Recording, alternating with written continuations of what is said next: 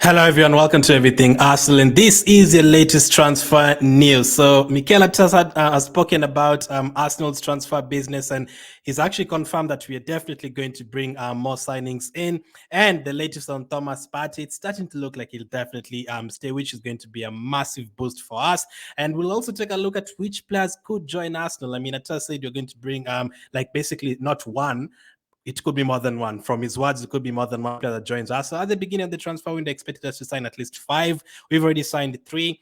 The other 2 or 3 could be a loan deal and a permanent signing. It could be a permanent signing and a free deal. Who knows? We have to wait and see. And also, we'll have a look at the Arsenal Man United game later on today. Obviously, we are playing later on today. But let's get started with this from Mikel Arteta speaking yesterday. So, according to Kaya, Arteta on the window, there will be movement still. There will be a lot of ins and outs. It's still very early. Obviously, the last week has been a bit quiet. If we can try and improve the team, we'll do so. But you don't want to get any weaker. So the first part of that, there will be movement still, and there'll be a lot of ins and outs. So especially the outs, we expect a lot of outs to be to happen very, very soon. That's actually why we've taken a break in terms of signing players. The plan was to get 3 players. The top targets were Rice, Havertz, and also Timber. We've gotten it done before the preseason started. All 3 of the players have started playing for Arsenal already. Timber has looked good. Havertz has already scored. Rice has had to be like 30 minutes for Arsenal, or the 30 or 40 minutes for Arsenal, which should look decent as well. So our 3 major signings are in. Other teams have not signed 3-4 players yet. They have signed 1-2 players, and they're still fighting to get their transfer dealings going. So for us, we're in a good position. Now, we've gotten ourselves some time. As we focus on playing the football over in America, we can try and get rid of players. And those players are not part of the team right now. Lokonga is back in England. We could try and get a deal for him. Same applies to Tavares. Same applies to Cedric.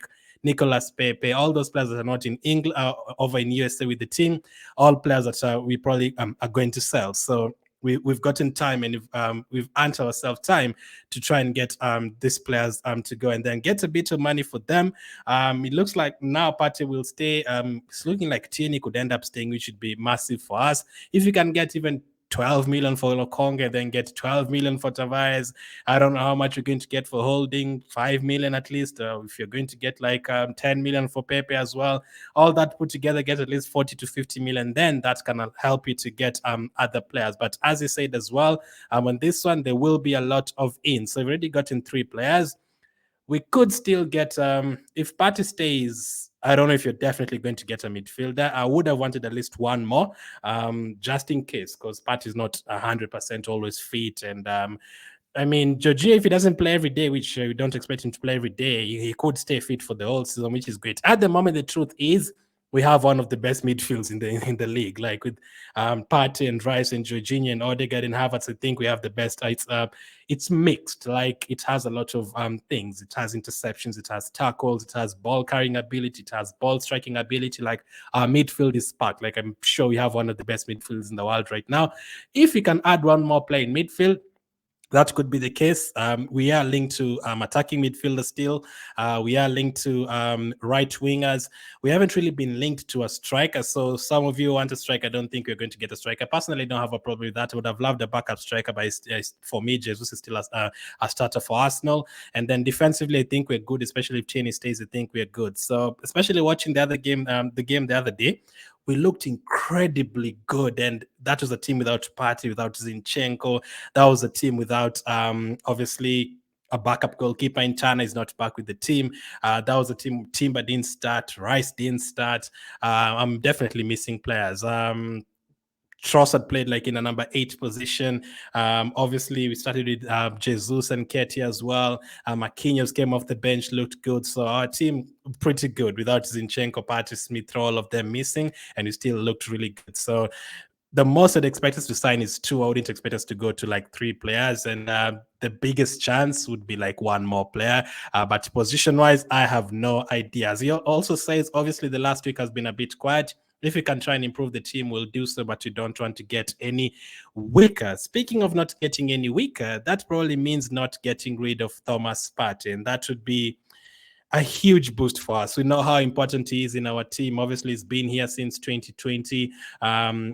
the last 2 seasons has been really good for us. Obviously, we've dropped off at the end. That is true. He's had injuries here and there, which is another fact. But last season, I was scared. Last season, I was like, you know what? If Thomas Partey goes to the World Cup, he'll probably return with an injury and stuff. Like he'll go there, play 3-4 games, he'll come back with an injury.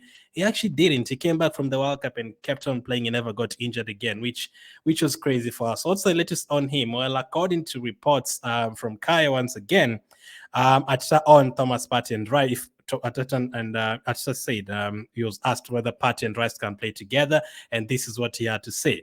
Yeah, they can play together. That was in my plans. If you want to improve the squad, you need players that can improve the squad and players that can play together. I think this is like our midfield is so unpredictable, our whole team. Like if all these players stay, like we can start with Rice, Partey, and Odegaard. We could start with Rice, Trossard as a number 8 and Odegaard as a 10. We could start with Partey in midfield and play with Jorginho next to him and Odegaard in front of them. We could have Havertz playing next to Odegaard and Partey behind them. We could have Rice there. We could have Partey playing in the number 8 role, and he'd do okay with it. So I think we have so many options, which is a very, very good position to be at. And I cannot wait, man. I cannot wait to see both of them on the pitch at the same time, especially these games away at Man City, away at Liverpool. If you have both of them, two of the top 5 midfielders in the league in your team, that would be crazy. This is what Arteta had to say about more on this as well. Without a doubt, Partey is in my plans this season. Thomas is a super important player for us and for me. I want him to be part of the team, as he told Kaya. So it's looking likely it's going to stay, which would be, as I said at the beginning, it's going to be a huge boost for us. Losing Partey and Jack would have been terrible, because if you had asked me at the beginning of the transfer window how many players I wanted to sign and how many players I'd sell, I'd probably say buy 4 players and sell the ones who are out on loan, not the ones that we had. Like I'd probably even keep everyone that we had, including Ketty and Holding, because they wouldn't play every single day. I just keep them on the bench for the Carabao Cup, because I think our team was very, very strong last season. And Ketty himself came in, scored some winning goals for us in the last minute. Even Holding scored against Man City. But, defensively, we needed backup for Saliba, which already gotten in team. And then you had Havertz in terms of attacking. And then Fabio Vieira comes good next season. Smith Rowe is fit this season. I think our team would have looked really good. But changes have to happen. Things have to change around the team. One of the assistant managers to has left. The head of the doctor is about to leave as well. Jacques has left. Things have to change, but you cannot change everything. So keeping Partey is a huge boost for us. Smith Rowe recovering from his injury is a huge boost for us. So that leaves us in this situation. How many players do you think we now need? Because watching us against the MLS All-Stars without players like Zinchenko and Partey in the team, we looked really good and really sharp. Like Timber comes on, you don't know if he's going to play as a right back, you don't know if he's going to play as a center back. Ben White is there, Gabriel is there, Saliba is looking fully fit now, Tierney is there, Zinchenko is returning very soon, and then if Fabio Vieira comes good in his game, like things would look very, very good. But which players are those that you're linked to now? We had linked to Douglas Luiz. He's back in the links for Arsenal. Last time we wanted him was last summer. We were tracking Arsenal's we were tracking like the car that was carrying Douglas Luiz. There was talks about him being in London waiting for Arsenal and Aston Villa to get a deal done. Obviously, last season he scored a corner against us directly from a corner kick. And after that, we were linked to him like that January and that summer. But we never got him, unfortunately. And now Aston Villa have improved. Since then, Aston Villa now is now a European team. Emirates has joined them and they're really, really good. Gerrard is the one who refused to sell him to us.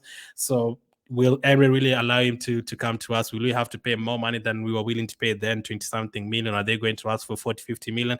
If it was the same money that Xhaka went for, like if Aston Villa wanted like 20 million, the same that Xhaka went for, then I wouldn't mind him as a backup player. Like if you have Partey starting and then Rice starting and Odegaard starting, and then you look at your bench, you can bring on Havertz, you can bring on Jorginho, you can bring on Douglas Luiz.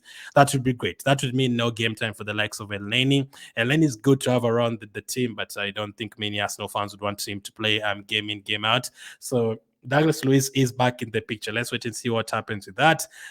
This guy, we've been linked to Kudus the last couple of days, but today David Dunstan has just reported that Chelsea have agreed personal terms with him, but they've not yet made a bid. That could happen as well. So it depends on how seriously Arsenal want him.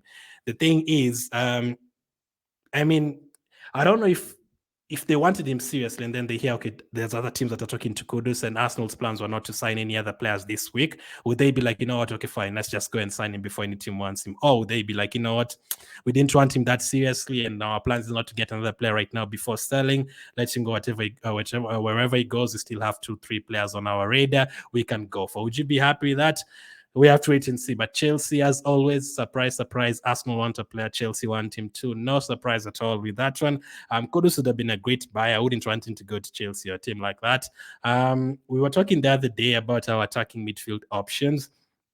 There's so many. Like, we have Martinelli, we have Trossard, we have Saka, we have Smith Rowe, we have Nelson, Jesus is there, Balogun is still there, Nketiah is still there, Odegaard, Havertz, there's Fabio Vieira.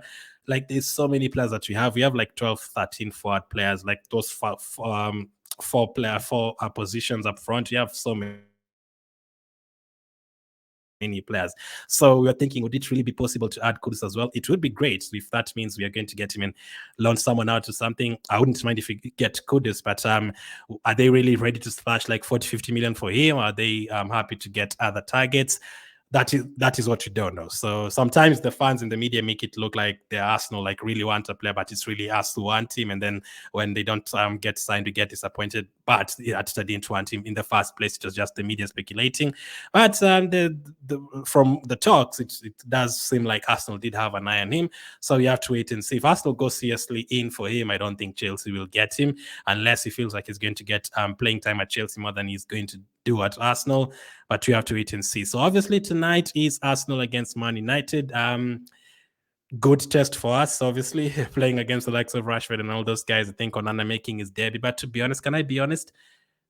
Like, I am so confident these days heading into any other game. Like, I'm looking at that game against Man United. I'm like, yeah, we are going to definitely win. Like, that's how confident I am. We don't have to win. Don't have to score 5 goals, all that. You don't have to. Do I feel like we're definitely going to get a couple of goals? Yes, especially if those players who finished the game the other day, the likes of Timber and Odegaard, start this game, we are going to put 2-3 goals past them. I would love to keep a clean sheet against Man United. Like, if we keep a clean sheet against them with all the attacking potential and everything, and we really feel confident. And it doesn't really matter if you win or lose in the preseason, but sometimes if you lose, you carry that form to the season. And some people say if you can win all preseason games and then at the beginning of the season you still lose. But for us, the last 2 seasons, we lost preseason games, started the season poorly. Last season, we won all our preseason games and started the season on fire. So I want us to keep that going, put a couple of goals past Man United, show them that they're not good enough to compete on this level, and then enjoy yourself. And then let's wait for Barcelona next week over in California. But let me know what your prediction is for that game. We'll do a match build-up as of now. Thank you for watching. I'll definitely catch up with you guys on the next one.